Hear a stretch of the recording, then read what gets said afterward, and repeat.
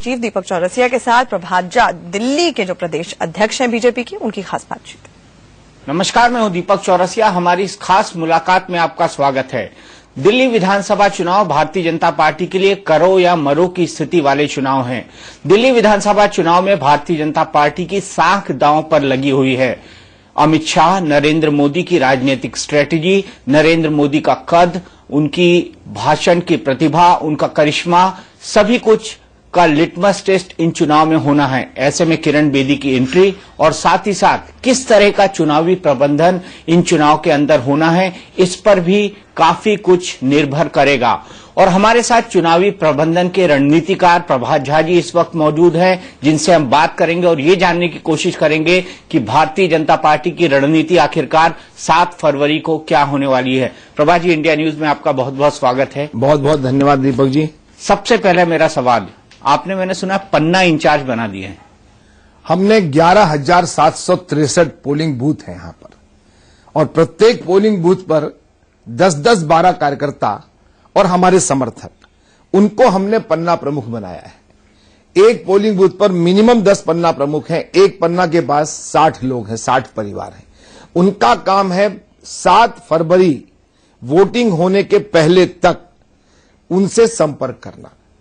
4 बार तो हमारी रणनीति के तहत उनको करना है, और वो एकदम लगातार उनसे संपर्क में रखेंगे। दुनिया में 60 परिवार को छोड़कर उनको भारतीय जनता पार्टी के लिए कुछ भी नहीं करना है। सिर्फ उनको नोक करना है, उनको जाकर उनके सांखल को हिलाना है कि नहीं, भारतीय जनता पार्टी, नरेंद्र मोदी, किरण बेदी, यह हमारा मामला है, यह हम विकास के मुद्दे हैं। यही बात उनसे करनी है, और यह रणनीति अमित शाह जी ने नीचे तक बनाकर दी है। तो क्या बीजेपी को डर था कि दिल्ली बीजेपी के कार्यकर्ता इन घरों तक नहीं पहुंच पाएंगे, इसीलिए आप दूसरे राज्यों से कार्यकर्ता लेकर आए? नहीं, देखिए, जब भी एक जगह चुनाव होता है या 2 जगह चुनाव होता है, भारतवर्ष में अगर कोई 2 पार्टी है जिसका अखिल भारतीय काम है, एक कांग्रेस है, एक भारतीय जनता पार्टी है। इसलिए एक्सपर्ट्स हैं। और चुनाव जरा यहां पर अभी महाराष्ट्र में हुए, वहां सारे लोग गए थे, आपके हरियाणा में हुए, वहां दिल्ली के लोग गए थे।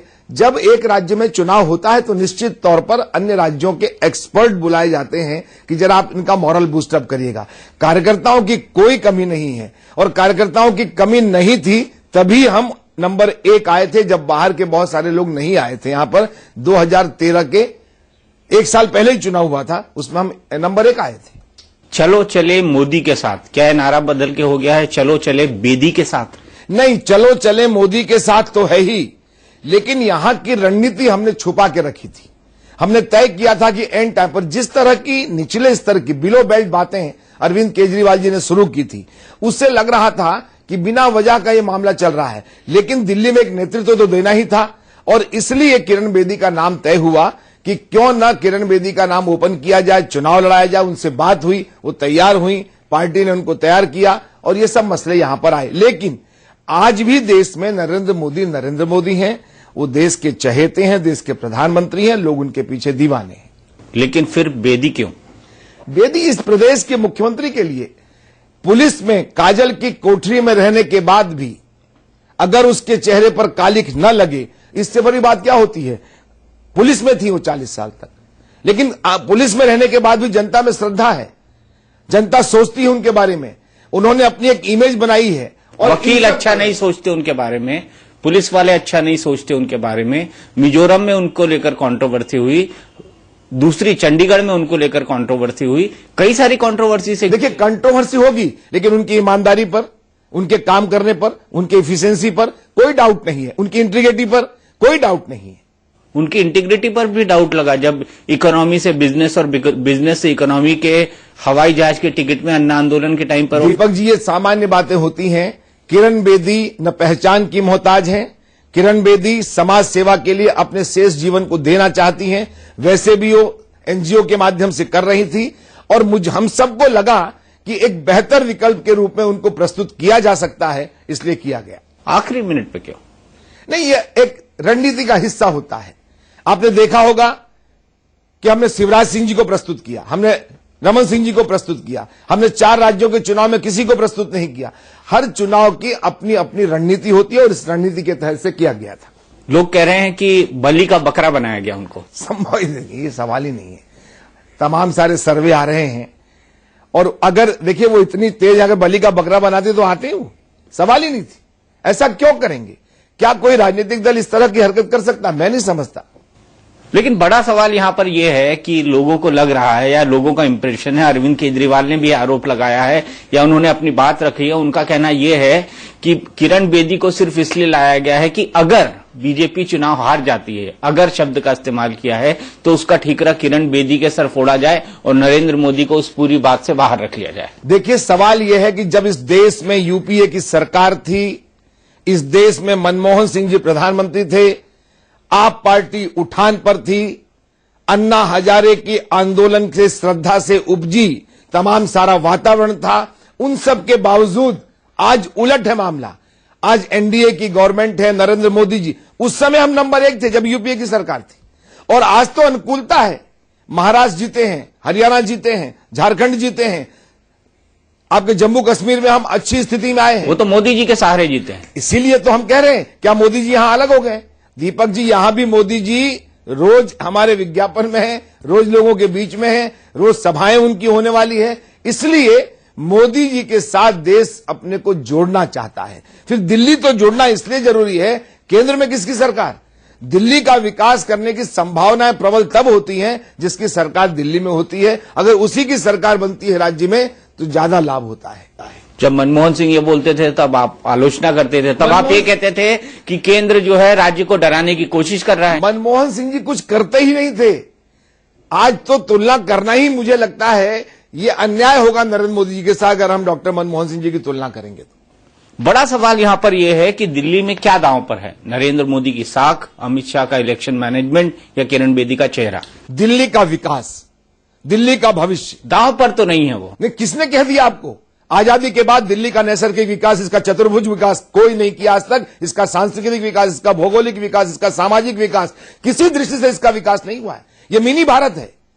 ये राजधानी सिर्फ दिल्ली की राजधानी नहीं है, भारत की मेट्रो बने, फ्लाईओवर बने, सड़कें बनी, इंफ्रास्ट्रक्चर विकसित। सवाल ये नहीं है। सवाल हम है कि हम अपने भारत को ढूंढना चाहते हैं। मैं बिहार से आता हूं, मध्य प्रदेश से आता हूं, मुझे कहीं नहीं दिखता यहां पर कुछ भी, जबकि हमारे यहां के लोग बहुत सारे दिल्ली हाट बना, वहां पे सब कुछ दिख जाता है। प्रभात, देखिए खाली खाने के लिए हम नहीं जाते हैं। हमने कहा कि हम सांस्कृतिक तलाश कर रहे हैं, हम भौगोलिक तलाश। आज भी 67 साल बाद पानी, बिजली, सड़क की लड़ाई लड़ी जा रही है, शौचालय की लड़ाई लड़ी जा रही है। कैसी आजादी थी ये? किसने देखा दिल्ली को?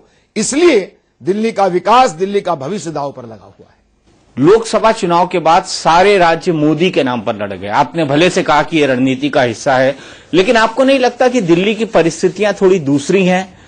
आपने महाराष्ट्र लड़ा, आपने हरियाणा लड़ा, आपने जम्मू एंड कश्मीर लड़ा, आपने झारखंड लड़ा।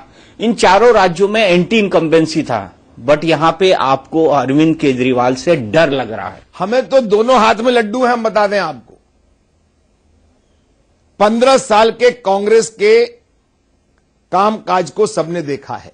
49 दिन के बाद अरविंद केजरीवाल, जिनको आजकल भगोड़े भैया कहा जा रहा है, वो भागने के बाद उनने 49 दिन में क्या किया और क्यों भाग गए, ये यहां की जनता जानती है। दोनों के बारे में, दोनों पार्टियों के बारे में लोग जानते हैं। इसलिए हमारे लिए बेहतर है कि अभी हम यहां पर टेस्ट में 15 साल में नहीं आए हैं, और ये मौका है जब नीचे भी हम हैं, ऊपर भी केंद्र में है, राज्य के विकास के मार्ग में अवरुद्धता न हो। इसलिए हम जनता से अपील कर रहे हैं कि आइए, कमल के साथ जुड़िए, नरेंद्र मोदी जी का हाथ मजबूत करिए और किरण बेदी को मुख्यमंत्री बनाइए। लेकिन ये क्या हुआ? आपके यहां इतने वेट लिस्टेड टिकट वाले थे, आपने एक तत्काल टिकट किरण बेदी को दे दिया। देखिए क्या होता है, अब डॉक्टर हर्षवर्धन पिछली बार थे, आप जानते हैं कि उनको हमारी भारत सरकार में केंद्रीय मंत्री बनाया। ये देश लगातार, उनका विभाग भी बदल दिया। नहीं, विभाग भी बदला होगा, अपने प्रधानमंत्री जी के हाथ में रहता है किसको क्या देना। लेकिन सवाल यहां यह है कि क्या देश चुनाव में झोंका जाए? पिछले 2 दशक से ये देश लगातार चुनाव के दंश झेल रहा है। अभी हम चुनाव करा देंगे, चांदनी चौक में बाई इलेक्शन आ जाएगा, फिर वही काम करें। विजय गोयल जी ऑलरेडी राज्यसभा में हैं, इसलिए ये बातें नहीं है। ये बात थी कि कहीं ना कहीं दिल्ली को किससे जोड़ा जाए, इसलिए किरण बेदी जी का नाम आया। लेकिन लोग कह रहे हैं कि आपने संघ से सहमति नहीं ली, पैराशूट ड्रॉप कर दिया उनको। देखिए आप भी जानते हैं कि मेजर डिसीजन में हम लगभग चर्चा संघ से करते ही हैं, और मुझे पूरा विश्वास है कि केंद्रीय नेतृत्व ने निश्चित तौर पर चर्चा की ही होगी। ये बाजार की अफवाहों से हम सतर्क रहते हैं। लेकिन प्रभात झा जी, केंद्रीय नेतृत्व का हिस्सा तो आप हैं, आप वाइस प्रेसिडेंट इंचार्ज हैं। होंगे, लेकिन उसके बाद भी मेरे ऊपर भी बहुत सारे लोग हैं, मुझे लगता है आपके ऊपर तो सिर्फ अमित शाह जी हैं। निश्चित तौर पर उन्होंने चर्चा की ही होगी।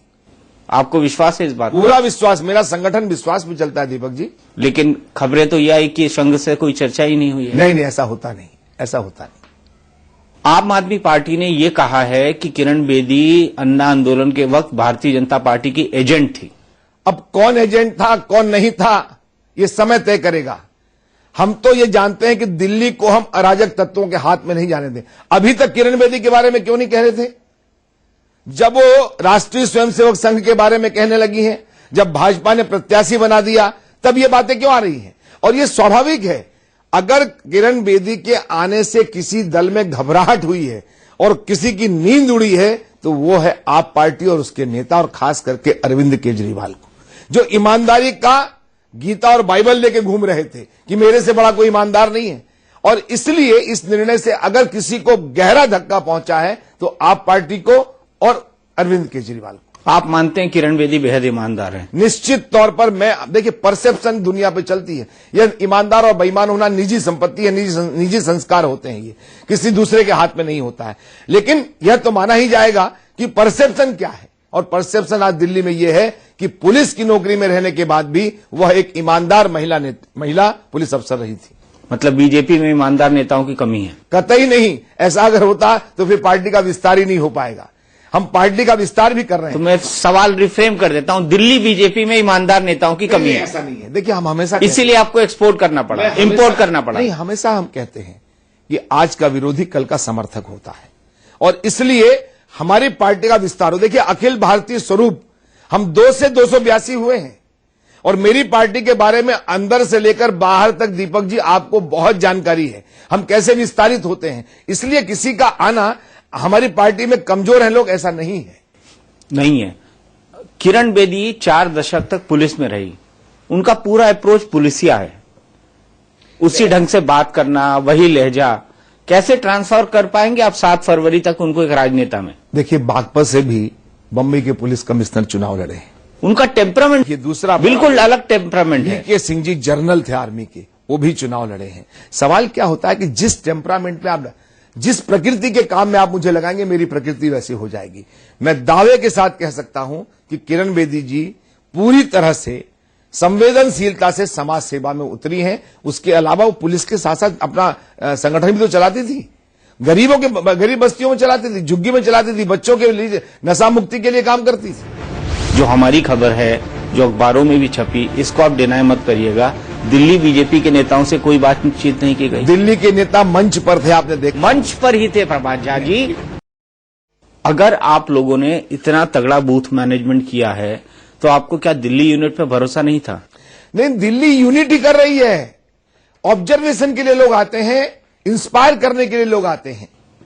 बड़ी बात यह है कि आपने कहा कि ऊपर के लेवल पे संघ से बातचीत हुई होगी, तो किरण बेदी को लाते वक्त जो हमारी खबर है, जो अखबारों में भी छपी, इसको आप डिनाई मत करिएगा, दिल्ली बीजेपी के नेताओं से कोई बातचीत नहीं की गई? दिल्ली के नेता मंच पर थे, आपने देखा? मंच पर ही थे प्रभात झा जी, बातचीत कोई नहीं की। देखिए, होता क्या है, कुछ निर्णय ऐसे होते हैं, अगर ये निर्णय पहले आपको पता लग जाता, आजकल कोई चीज मीडिया से छुपती नहीं है, लेकिन इस बीजेपी तो छुपा लेती है। नहीं, बीजेपी कतई नहीं, एक लाइन बाहर नहीं निकलती है। इसलिए नहीं निकली कि वास्तव में वही सबसे बड़ी खबर थी कि किरण बेदी बीजेपी में आ रही हैं। और जहां तक है, पार्टी के सुबह सबको पता लग गई थी सर, आपके दिल्ली बीजेपी के नेताओं। इंटरनल मैटर में आप जानते हैं, सब बातें सबसे की नहीं जाती है। एक बात जानकर रखिए कि मेरी पार्टी में तब तक आंतरिक लोकतंत्र, जब तक पार्लियामेंट्री बोर्ड का निर्णय नहीं होता है। पार्लियामेंट्री बोर्ड ने निर्णय किया, उसके बाद सर्व सामान्य कार्यकर्ता हमारी बात मानता है। नहीं तो पार्लियामेंट्री बोर्ड ने निर्णय किया, उसके बाद किरण बेदी शामिल हुई? नहीं, उसके पहले शामिल हुई है। वहां पर विजय गोयल जी मौजूद थे, आपने देखा होगा, डॉक्टर हर्षवर्धन मौजूद थे, मैं स्वयं मौजूद था, सारे लोग मौजूद थे, अरुण जेटली जी मौजूद थे, Sushma ji out of India थी, इसलिए वहां थी नहीं। लेकिन प्रभात झा जी, आपने दिल्ली बीजेपी की लीडरशिप को कंसल्ट किया ही नहीं। निश्चित तौर पर किया। दूसरी बात यह होती है कि कुछ बातें कंसल्ट करने के बाद की, कंसल्ट सबको पता था, यह प्रोसेस बहुत पहले से चल रहा था। पिछले चुनाव में भी उनके लाने की बात अखबारों में आ रही थी, मीडिया में आ रही थी। आई तो नहीं ना? नहीं आई, लेकिन यह मानसिकता तो बनी हुई थी। सारे नेताओं का कंसर्न थे, सबने कंसेंट देके रखा हुआ था।